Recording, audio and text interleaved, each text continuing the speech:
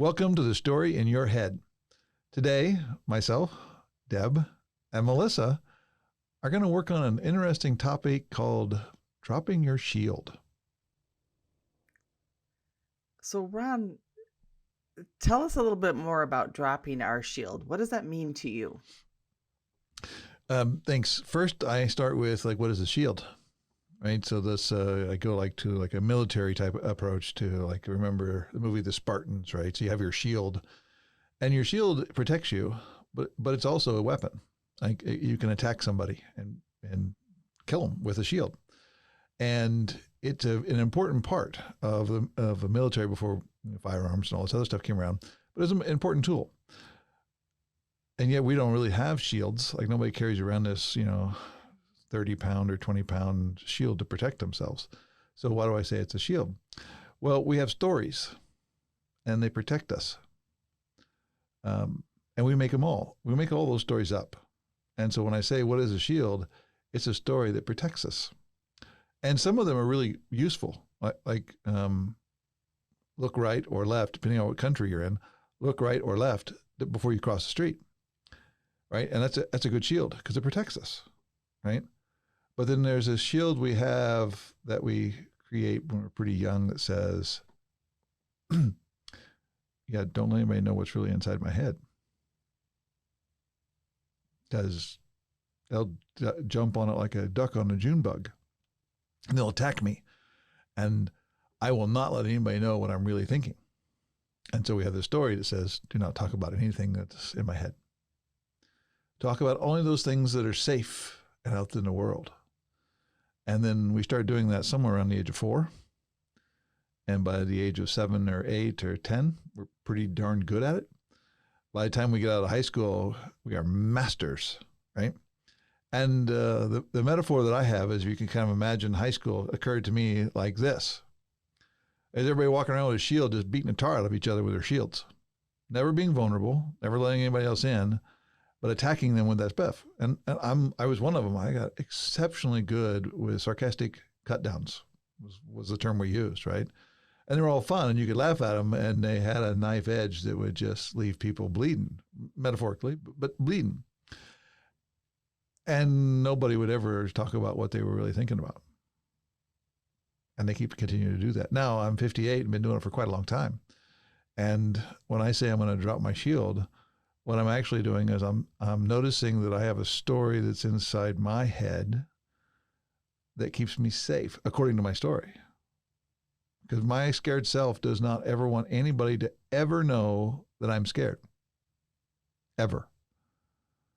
And anytime I start to get vulnerable, my scared self's going, stop it. Stop it, stop it, stop it, stop it, stop it. Shut up. Don't do that. Because being vulnerable we have a story that being vulnerable is bad. It's weak. It's a flaw. So we don't do it. So when I use the stories in my head as a shield, it protects my scared self. It protects myself from being vulnerable, right? And that's like the mechanics of dropping your shield. Now, the question I have for my own self is who made up the rule that being vulnerable was bad? Well, for me, I made it up. Right? I made up that story because that was versus being vulnerable and being open and dealing with whatever I wanted the situation was and being open and caring. It was just a whole lot easier just to be like, I put my shield up, walk away, or make fun of, or make a joke, or a snide remark, or something else to protect yourself so you don't get heard, don't get noticed, and you don't get shunned or kicked out. That piece right there, get hurt, because when I was thinking about why would we do that? Like, what's the point? I was going back in my memory and thinking of when I've created a shield. And for me personally, it's been a direct response to being vulnerable and getting hurt. And then the way that shield is formed is to prevent me from getting hurt in the same way again by being vulnerable in a similar situation. So I think that it's interesting, right? Because so much of that has to do with the people we're surrounding ourselves with and how we might feel it necessary to build a shield to keep from being vulnerable when in reality we are surrounding ourselves with individuals who we just are incapable of being vulnerable with because they are also not being vulnerable. What would you say, Ron? Would you say that? Oh, well, like it starts when we're pretty young, and there's things that happen in our lives where we go like, oh, something's wrong, or oh, I'm alone, or I'm on my own, or there's something wrong with me, and then we come up with some answer for those questions, and there's like infinite number of questions we have, and then we come up with infinite number of answers, sometimes many, many, many times a day, and then we use those as the stories of what we call our reality, like they're real, but they're only real to us, right? It's our stories in our head that we made up. And then as we walk through life, every time we find ourselves being vulnerable, we build a shield to do that. In fact, we even build the skill of building shields so that we see ourselves vulnerable, we can build a shield in a hurry and protect and get ourselves out of it. And what really happens is all those shields, they protect us from ever connecting with somebody. Right? And as an example, some of the people who go through our programs, when they start to become vulnerable in their world and all that, the joke was there really is crying in what we do. Like we used to call this join up, right? Shout out to Monty. We don't anymore. It's Macklin method. And the statement was there really is crying in join up, right? Because people would get back on a call and go, I connected with my mom. I connected with my son, right? And they're crying because they're going like, I didn't know that I could do that. I didn't know that I could have a relationship with those people in their lives that are most important. Now, our intention of our program is to help people build business relationships. Now, the business is kind of camouflaged because it puts it out to where you know where to focus, right? But once you've learned the skill, people use it with just people, which normally are the ones that matter the most are their family, their parents, their children, their spouses, and they build relationships with them that like they didn't even think was possible. Like they didn't even know what was missing because they'd built so many shields they couldn't hear it, they couldn't see it, they couldn't feel it.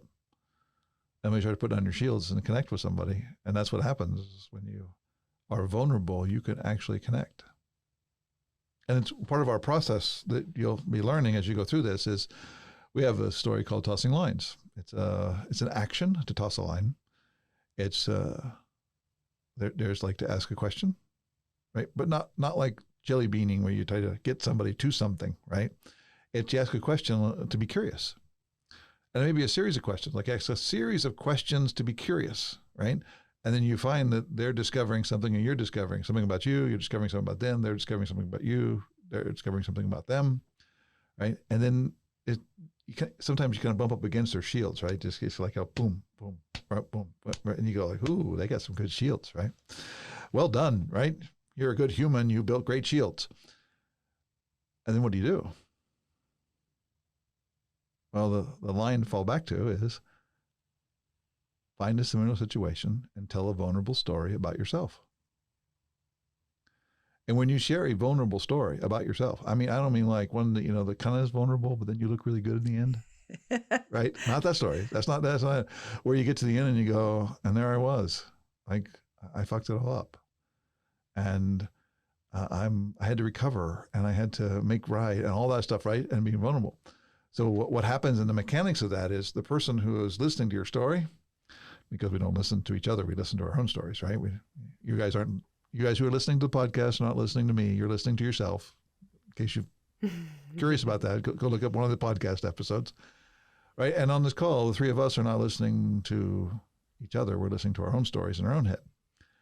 And when you share a vulnerable story, like the thinking is that, well, the other person's going to know where I'm vulnerable then, and they're going to attack, right? And that's not what happens. The other person looks over and goes, ah, crap, that's me. I do that. Because in a moment of somebody being vulnerable with you, you can now be vulnerable with them. And it's not a matter of dropping your shield. Dropping sounds so quick and easy, right? I'll just let go of it, right? No, it's like slowly setting it down while you're not paying attention to it. And then they can be open and vulnerable. And then they can notice things about themselves they couldn't see before. And when you're sharing a vulnerable story, you will notice things about yourself that you didn't notice before. So it's not about, well, I'll share a vulnerable story and they'll get something. No, it's about I'll share a vulnerable story and notice something about myself, and they'll notice something about themselves. And then we'll be in this journey of being vulnerable at the same time. And that's where you can connect. Because if you can imagine two humans on a battlefield, right, with their shields up, and and be a spear too, because we could block and then we can also throw a rock at somebody, right? And then imagine there's just two people standing on the battlefield and they don't have anything in their hands. And that's the same when you have no stories in your head, then you can connect with somebody. Yeah, how I was listening to the story in my head as you were speaking. I could see, two gladiators coming up in the field, right? And they both have their shields up. And I thought about, I used to wait for the other person to put their shield down, right? Like as soon as they do it, right? Yeah, not a lot of trust. Like, okay, I'm gonna hold mine up until that other person, maybe lowers theirs a little bit. And then I started thinking about how when you lower your shield first, how you have to trust yourself.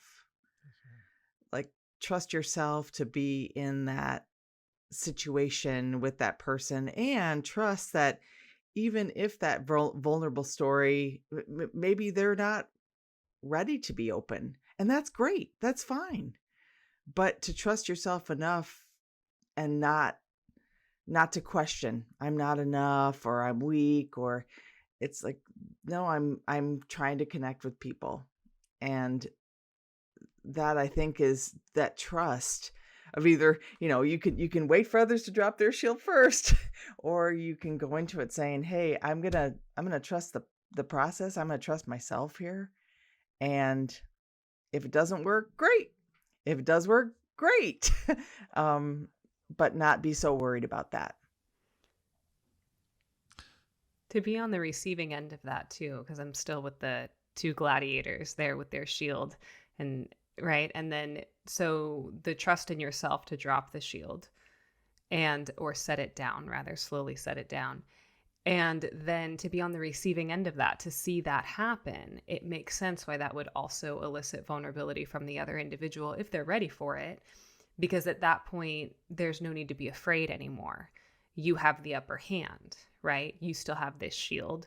This other individual knows that you have this shield, and yet they're still setting theirs down. So they're no longer a threat. And I can see how that would really open a doorway for being a different kind of person, because you no longer need to protect yourself. You can just be you and kind of meet them where they're at. There's a movie called Jojo Noel, and it's a drama, but it's also a documentary. Like, it really happened. What happened in this situation really happened. And it's about the trench warfare during World War I, when Christmas Eve, and somebody stood up and sang Silent Night. And all the soldiers come out of their trenches, one by one, and met each other. Like, they hated each other. They were enemies, right? No, they were just soldiers doing their job. And they came out of their trenches, and they came together, and they shook hands. They shared food. They had this amazing experience and connected. And they went back into the trenches. The sun came up. They couldn't fight. They had to move all of those soldiers to different places. Both sides had to move soldiers to different places because they connected to each other. Somebody dropped their shield first. The second person dropped their shield. Before long, thousands of men came out of the trenches and dropped their shields and became vulnerable because they were all in the dead man zone. And then once they had connected, they couldn't fight anymore. And it's the same for all those hundreds of men, and this is a true story. The same is true for every human. When you can be vulnerable, and it enables the other person to do the same. And then two people who realize they're on the journey together can connect. Yeah, I keep thinking about people on opposite sides of whatever it is, a topic, like how we have so many shields that we build up. It's a political party or it's a whatever it is. It's an ideology. It's all of these shields. And what would the world be like if we could all drop those and just have a conversation about it? Like a rational conversation. I'm not saying we may change our mind, but we might, or we might be more open to new ideas. But how it looks is, we've just got a lot of gladiators running around bumping into each other with their shields. And it doesn't seem very peaceful or joyful to me. It can actually feel pretty lonely. What is interesting is there was these social psychologists that I studied for a while, Aaron and Aaron. They developed self-expansion theory. They work for Stony Brook University, Arthur Aaron, and his wife, Elaine Aaron. They developed this theory, self-expansion theory. And the idea is that when there's yourself and other, like a Venn diagram of the two overlapping circles, there's yourself and there's another person. And then when you're with another person for long enough, eventually there's a self-other overlap, right? And then there's a shared self, essentially. You expand who you are because now part of who you are is also integrated with this other person. It's also part of why it's so painful to lose, let's say, a baby, because that self-other overlap is almost completely overlapped with the mother and father. But what I've found too is with theories like that, you're also looking at where that happens, like where that self-other overlap happens. And then you get things like I think it's 52 questions to fall in love. Have you ever heard of that? I think that was from their theory.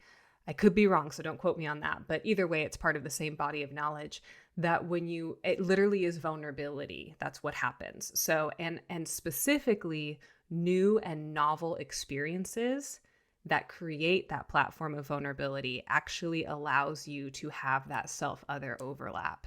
So it's almost as if setting down that shield becomes a natural byproduct of being vulnerable when you're having a new and novel experience with someone, because you're meeting each other at the same ground. And that reminded me so much of what you were talking about, Ron, with what happened on that battlefield. Because if you're facing death and if you're in a dead man zone, that is a new and novel experience. And if you are already pretty sure you're going to die anyways, you don't really have much to lose in being vulnerable. And then the amount of self-expansion that created with everybody, it's like, well, I'm not going to kill another me. We're all just having the same experience together. So it's really interesting how everything is connected, because that shield is really in place when there is no overlap. And then it starts to naturally get set down when we see ourselves in other people. Yep. To connect it back to the hero's journey, our shields are when we hide our Buddha. We hide our peace and our energy. We do it by protect ourselves from somebody else getting to know us. And when we can peel all that away and put our shields down, we can build connections. Lasting, long-term, rich connections. So Ron, for someone who may be listening, who has built up a story, like some really good shields over the years, like I can't show who I really am, or it's weak. Like, how do you go about changing that story so that you can be vulnerable with others? So the question, make sure I understand that right. The question is, how does somebody start to become vulnerable so that they can connect? Or how do I have a conversation with somebody so that they could do that? Because I can't change anybody ever. Yeah. But how can other people, like, what was, you talked about it's perceived to be weak, right? It's perceived in our culture to be weak. So what made you first notice that that was not a weakness, it was a strength? And then how can our listeners practice trying something? So first place to start is to, and this could be the scariest part, is that all the things that you know are just stories in your head. That's why we named this podcast The Story in Your Head, right? They're not real. Even though we feel like they're real, they're just our stories. And that's scary because you go like, well, I used to know how to drive, but now I'm not sure I know how to drive, right? Got it. Yeah, I've been in that space, driving on the highway going like, how do all these people coordinate? Because everybody's got a different story in their head about what it is they're doing and how this is happening, right? How do we go to the moon? How do we get to the moon? We're going to go again, right? How do we get to the moon with all these people doing that? And it can look like we actually have the same story, which everybody's got their own story. And it's really scary. And then the next part is to being vulnerable. It's a story of courage. And that is 7 seconds of courage. You only have to be courageous for 7 seconds, right? Do this for 7 seconds. And, right, that's a space where your only way to really learn what it is to go try it. And that takes courage. And many times it's that 1/4 inch of courage, you know, where you're 1/4 inch away from the call button on the phone and you're sitting there going like, no, no, no, no, yes, right? And that takes an enormous amount of, and then when it's dialing, you know, you got to take 7 seconds because otherwise you could hang up and say, oh, sorry, butt dial, right? But the 7 seconds to be courageous until you get on the phone and start to talk. And it's amazing what can happen in one phone call. Being courageous, dropping your shields, being vulnerable, or talking to somebody, or being on a Zoom call with somebody, right? And if you're going to be good at something, you got to start with sucking at something. And the first time that you're going to be vulnerable, you may not be vulnerable at all. You may think you're being vulnerable, and you look back later and go, okay, I was really protected on that. I went vulnerable because I set down the big shield, but kept all the little tiny ones, right? And it takes some practice to be open and vulnerable and to share your story, right? And then there's a moment when all of a sudden you realize you don't have the burden. You're not as heavy. The life is lighter. And the people you're connecting with are connecting with you easily. But it takes that first try, the first base, the first courageous move to say, no, I'm going to run this experiment. I actually have an exercise for practicing bravery if anyone's interested, and I probably won't do it myself, so being completely honest there. I have a pool, or I had a pool, I've since moved, but I had a pool at my old apartment complex that was never heated, and my partner is a huge fan of cold showers and jumping in. I mean, this man went into Tahoe. Like, yeah, he loves cold water. That's cool. So I have tried to implement this practice, and my nervous system every time. So I've done it a couple times, but point being, the bravery that it takes to jump into that cold water, or like turn on the shower when it's just all the way to cold. It's so interesting because the actual experience of being in the cold, I mean, it sucks, but it's the until you turn it on or until you jump in, that's really where it is. It has nothing to do with after the fact. It's like, and the way that the body just resists that is pretty bananas. Yep. I hold that jumping into cold water is much easier than going in slowly. Yeah. Right? Where you go like, and then the rest of your body's going like, stop, stop, stop, stop, stop, stop, stop, stop, stop. Yeah, I got it. And that's a great place to practice it. And there's also a place to practice, like there's some story you have about somebody or somebody you've done something that you're not proud of, and to go over and clean it up. And it's not for the other person. It's for you. And when you clean up from not doing something right, not showing up on time, bad mouthing, spreading gossip, whatever the story is you got going on in your mind, to go clean that up, be vulnerable about what it is. It takes 7 seconds of courage. When you get done, you got the gift. Because you're now not carrying that shield around anymore. I'm just in listening to you, I'm thinking about the irony, because there's a lot of messages out there about put on your armor, right? Be a warrior and put on your armor. And this is not that. What is modern armor? It's the stories we have about, I can say as a female, right, who worked my career in a male dominated field, it's like, don't be yourself. Be more like them. Be more like other people. Don't be authentic, and don't share anything that might be perceived as personal, right? Just go through the motions.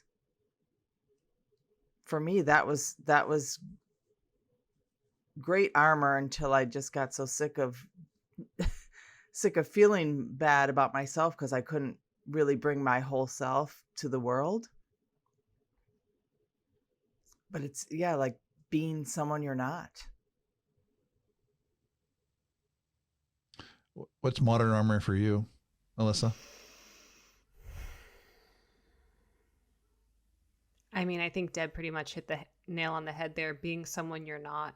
I would say, like those two things, the story in your head, but I would say specifically making up a story in your head about a type of person that you're comfortable being, and then convincing yourself that you are that person so that you can feel comfortable in your skin. Even though ironically, I don't know if irony is the right word for that, but even though ultimately that's the very reason you will inevitably be uncomfortable in your skin. Mm-hmm. Usually that's being someone else's story of who you should be, right? So that you can feel love and approval from others, is what I would say. How about you, Ron? What does modern armor look like for you? Business suit, hairstyle, shoes, Facebook page, LinkedIn page, house you live in, location you live in, city you live in. All those are stories. They're not, we talk about artifacts there, but they're actually stories that generate to get you into that space, right? Those are all our modern armor. So we show up and look the right way so we fit in and can be there, right? And then, then you see and the armor changes, right? Because the armor used to be a certain way. And then when the next generation of wealth came in, and Zuckerberg and all these other guys, right? They didn't, even Jobs, right? Jobs didn't wear a suit, no buttons, right? Turtleneck. And all of a sudden it started to change. So everybody had new armor to go get, right? So they fit in or be a part of that. And what it really is those guys were being self-expressed. They're just being who they are, right? And that's the power of being in that space. It means to be who you are. It's the stories that we have that matter. And we get to create them. We make them all up, which is really cool because we can change them. Sometimes we get attached to them. I really like that story. It's a good shield. I'm going to keep that one. And it's a space to just drop your shields. And the first place is to always notice it's just a story in my head. And nobody put it there. It's impossible. I ran the experiment, tried to put a story in somebody's head, couldn't do it. We all put our own there. So I'm the person who's being interviewed here, right? So what questions do I have for you? Hey, Melissa, what showed up for you today in this conversation around shields and stories? I noticed that as we talk about being vulnerable and as we share stories where individuals are vulnerable, we ourselves become so vulnerable that we actually feel very real feelings and emotions that would prevent us from wearing armor in the first place because it's such a soft spot to be in. So seeing it in practice is really cool. Thanks. Deb, what showed up for you? Yeah, the thought of dropping your armor as courage. To be courageous to do that. And the interesting part of it is once you do, okay, the first time you just lower it a little bit, and then it's a little bit more, and then a little bit more. But when you're able to put it away, it's joy. The joy to be able to be yourself and to really authentically connect with people as they are. And it's amazing. I mean, I think about the Great Resignation today, and we have all these, it's a generalization, suits, right? Going to the office, all these suits, all these people in their armor going to the office. And it's no wonder things are a little boring. Things are a little mundane because people in some cases aren't able to bring their true selves and meet other people who are being their true selves. Yeah, I'm excited to see what's going to happen next, right? 300,000 teachers short or something, a phenomenal amount of teachers short. You can go eat when the restaurant has people to work at it. Otherwise, you can't go eat because there's no people to work at it. And yet we're at full employment. Or, under 4%, which means like there's no other people to go work at those jobs sitting around waiting to show up, right? So there's not 300,000 teachers waiting around to just show up. No, there's no people. They're all working. Yep, it's going to be a different world.